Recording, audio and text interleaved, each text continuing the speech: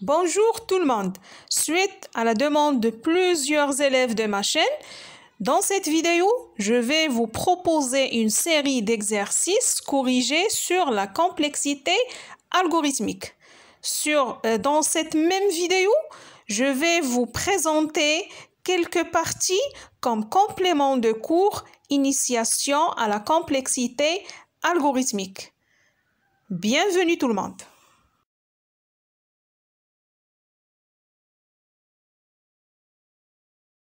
L'exemple 1 consiste à programmer la fonction append, c'est-à-dire au lieu d'utiliser la fonction déjà prédéfinie append pour les listes, on peut écrire cette fonction comme suit. Def ajout fin L, A. L égale L plus A, return L. Donc, comme vous voyez, cette fonction est appelée ajout fin. Elle a comme paramètre ou bien argument la liste L et l'élément A. Donc, si on veut ajouter l'élément A à la fin de la liste L, on doit écrire L égale L plus A. Et à la fin, il faut retourner la nouvelle liste qui contient l'élément ajouté, c'est-à-dire on va écrire return L.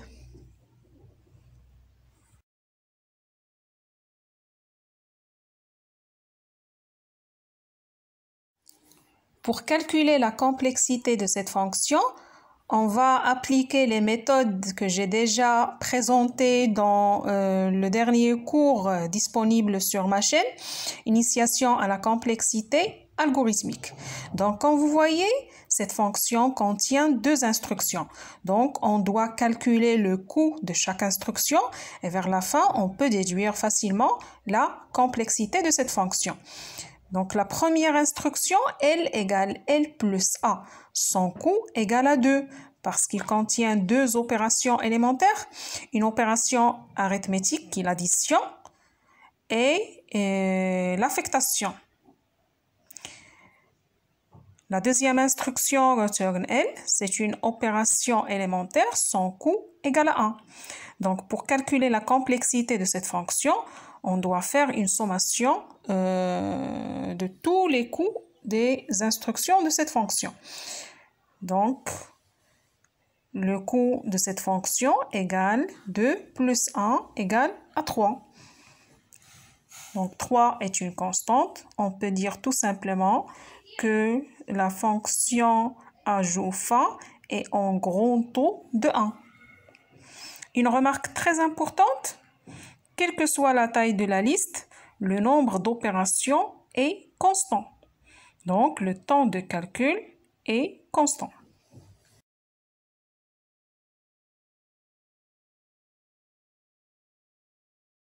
Exemple 2 permet de programmer une fonction qui permet d'insérer un élément A dans une liste L, mais à un indice I bien déterminé. Donc, la fonction sera écrite comme suit. Def ajout élément L, A, I. L, I égale A, return L. Comme vous voyez, cette fonction est appelée ajout élément. Elle a comme argument la liste L, l'élément à insérer A, et l'indice où on va insérer cet élément. C'est l'indice I.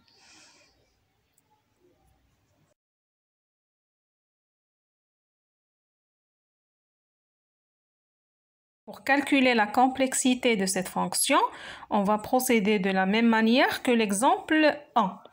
Donc, comme vous voyez, cette fonction contient deux instructions. Commençons par la première instruction, LII égale à A. Comme vous voyez, le coût de cette instruction égale à 1 puisqu'on a seulement une seule opération élémentaire qui est l'affectation. Return L est aussi une opération élémentaire, donc son coût égale à 1. Donc, le coût total de cette fonction égale 1 plus 1 qui est 2.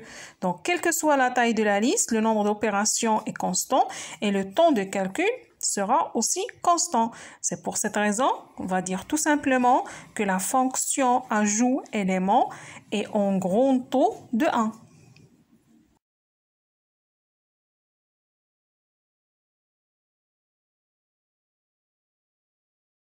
L'exemple 3 contient une boucle simple qui est la boucle for. For I in range N, print bonjour.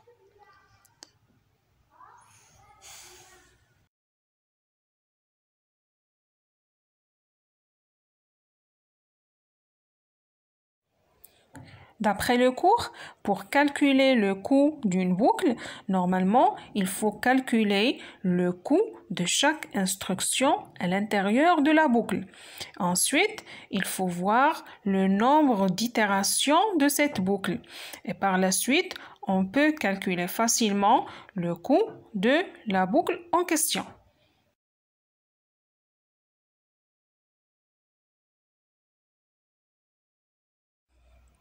Dans notre cas, on a une seule instruction simple à l'intérieur de la boucle, c'est l'instruction print bonjour.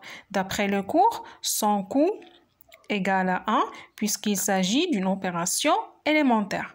Si on suppose que I est initialisé par 0, donc on a n itérations de la boucle for. Finalement, pour calculer le coût de cette boucle, on peut dire que print sera répété n fois. Donc, on va multiplier le coût de cette instruction par n, c'est-à-dire 1 fois n. Pour conclure, dans la boucle for, on a une seule instruction print. Son coût égale à 1. Et le nombre de fois d'exécution de cette instruction est n. Donc, le nombre total d'opérations est n fois 1 qui est égal à n. Finalement, on peut conclure que la complexité de ce programme ou bien de cette fonction est en grand taux de n.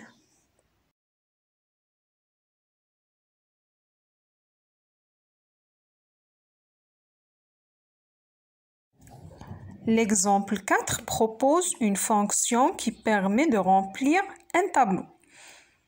Cette fonction est définie comme suit. Def remplir tab T. For I in range len de T, print TI égale and égale. TI égale int input.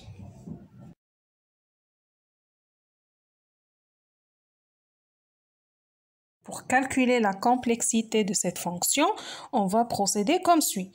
Tout d'abord, on a une boucle for, donc au départ, on doit calculer le coût de chaque instruction à l'intérieur de la boucle for.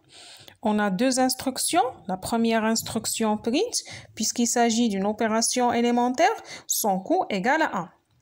La deuxième instruction, T de I égale int input, donc le coût de cette instruction égale à 2 parce qu'il contient deux opérations élémentaires, l'opération input et l'opération d'affectation.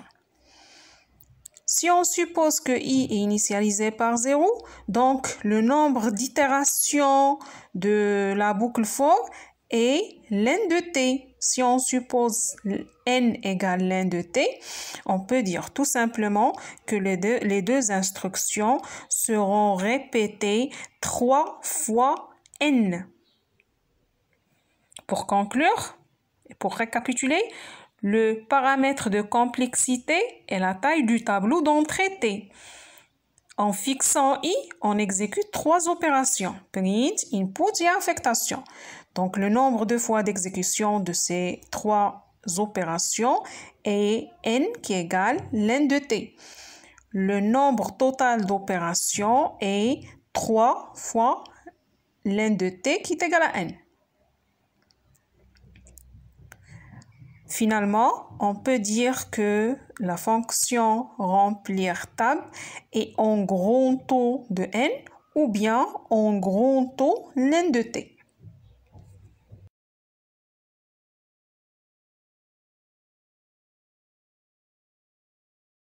L'exemple 5 propose une fonction qui permet de remplir une matrice.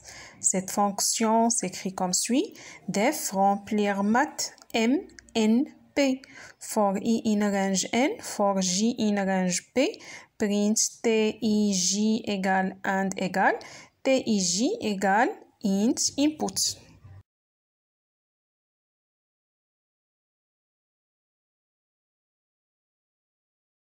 Pour calculer la complexité de cette fonction, une remarque très importante qu'il faut prendre en considération.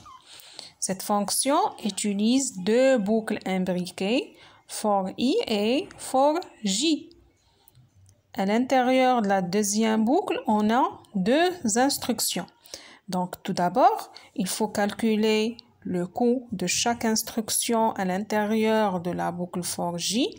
Et par la suite, on peut calculer le nombre de répétitions de ces deux instructions à l'intérieur de ces deux boucles imbriquées. Donc, la première instruction print est une instruction élémentaire, son coût égale à 1. La deuxième instruction, TI-J égale int input, donc son coût égale à 2 parce qu'il contient deux opérations élémentaires, l'opération input et l'affectation. On doit calculer le coût de ces deux instructions à l'intérieur de la boucle J. La boucle for J se répète P fois.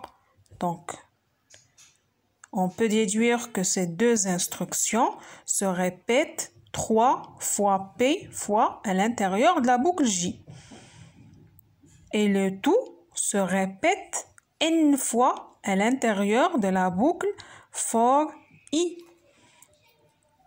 Donc, on peut dire que le coût général de la fonction remplir mat égale 3 fois P fois N.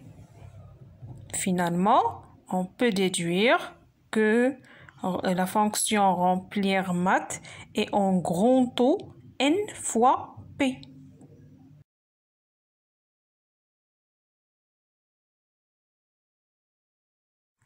J'aimerais bien ajouter quelques parties comme un complément de cours initiation à la complexité algorithmique.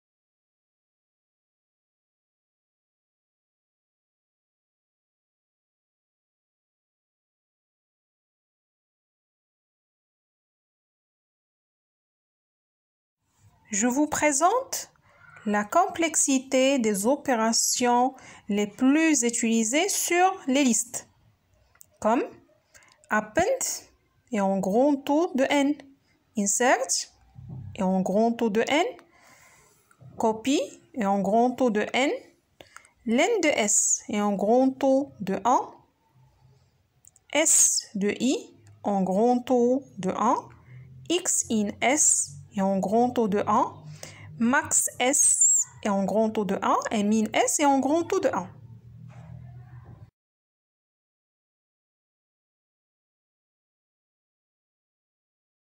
Dans la partie qui vient juste après, je vais vous présenter les différents niveaux de la complexité. Pour cela, je vais définir chaque niveau avec des exemples pour arriver à mieux comprendre les définitions.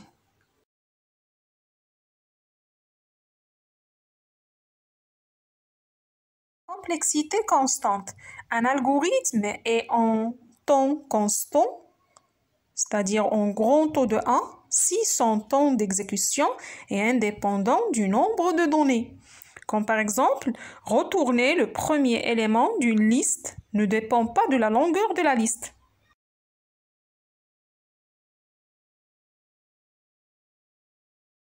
La complexité logarithmique.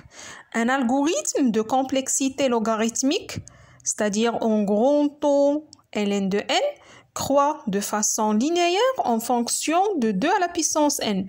Cela signifie que pour doubler le temps d'exécution, il faut mettre au carré le nombre de données.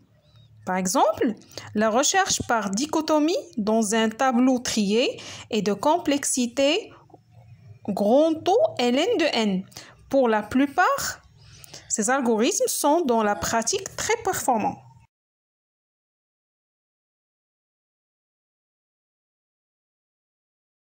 Complexité linéaire. Un algorithme est de complexité linéaire grand taux de n si le temps de calcul croît de façon linéaire en fonction du nombre de données. Comme par exemple, la recherche séquentielle dans un tableau non trié est de complexité linéaire. Dans le pire des cas, l'élément que l'on recherche est celui qui est examiné en dernier et il est donc nécessaire d'effectuer n itérations qui s'effectuent en même temps en temps constant pour examiner chaque élément du tableau. Autre exemple, le calcul d'une somme ou d'une moyenne.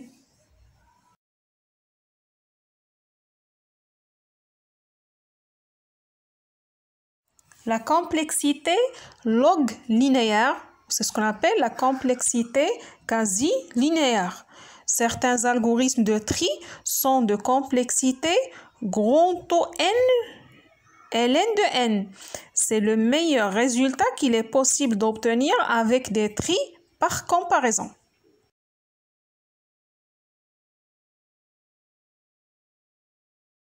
La complexité quadratique.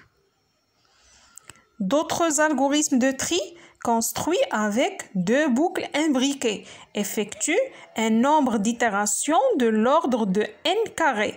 Souvent, les problèmes pour lesquels il existe des algorithmes quadratiques grand taux n carré admettent aussi des algorithmes de meilleure complexité.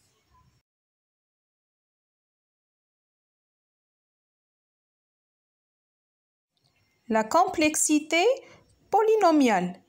Ce sont des algorithmes en grand taux n à la puissance k. K fixé dont le temps d'exécution peut être majoré par un polynôme. On utilise le terme polynomial par opposition à exponentielle. En algorithmique, il est très important de faire la différence entre les algorithmes polynomiaux utilisables en pratique et les algorithmes exponentiels inutilisables en pratique.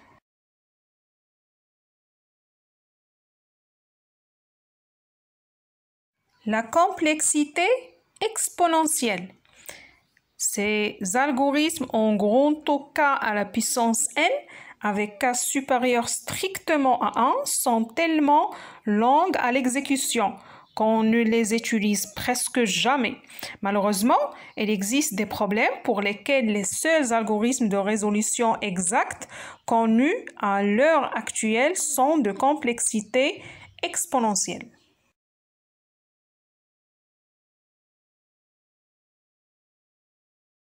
À la fin de cette vidéo, je tiens à vous remercier vivement pour votre attention. N'hésitez pas à me contacter via les commentaires si vous avez des remarques ou des propositions.